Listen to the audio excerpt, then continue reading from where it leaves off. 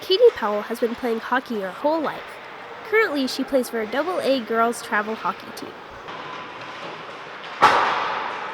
I started playing hockey at the age of 5, but I started skating when I was 3. My brother, he played hockey, so I always had to go to games. That's how I ended up taking hockey lessons, and I ended up really liking it. I got into competitive ice hockey and wanting to play college hockey.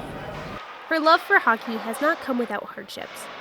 So last year in October, I started getting really bad hip pains, and we went to the doctor's office, and they were like, "Oh, you're just having growth plate problems in your hips, you'll be fine." We end up having a game where I took the puck from another girl and she got mad. She tried checking me, but she ended up falling on top of me and I fell on my hip with all of her body weight. It turns out I had a huge labral tear in my hip that if I didn't get surgery, I would have arthritis by the age of 18.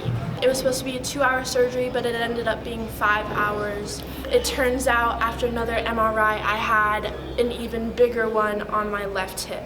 A hip labral tear is the tearing of cartilage around the hip joint. Labrum is what keeps the ball of your thigh bone in your hip socket. Tears generally don't heal on their own. They're caused by the wear and tear of repetitive hip motions and are common among hockey players.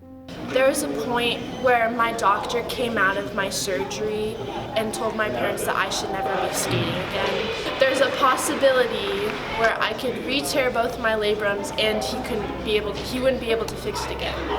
You know, after finding that out, I was like, why is this happening to me? I've put in all this effort, I've spent so much time and energy, like all of that was taken away from me. It was a part of like my identity.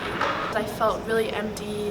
I didn't want to go out and do things. Seeing other people being able to play, seeing them succeed, it really took an emotional toll on me. After a year-long of treatment and recovery, she was ready to get herself back into playing. I was scheduled for 2 surgeries and a year of recovery, and the first time I was back on the ice was about 3 weeks ago. Even though I'm playing, it's still really hard to get on the ice with knowing that if something happens one shift, I can never be skating again. Although she knows the risk, Katie strives to be the best hockey player she can. With dreams of playing at the college level, she won't let this injury hold her back from pursuing her goals. Teagan, Wedige, CTTV.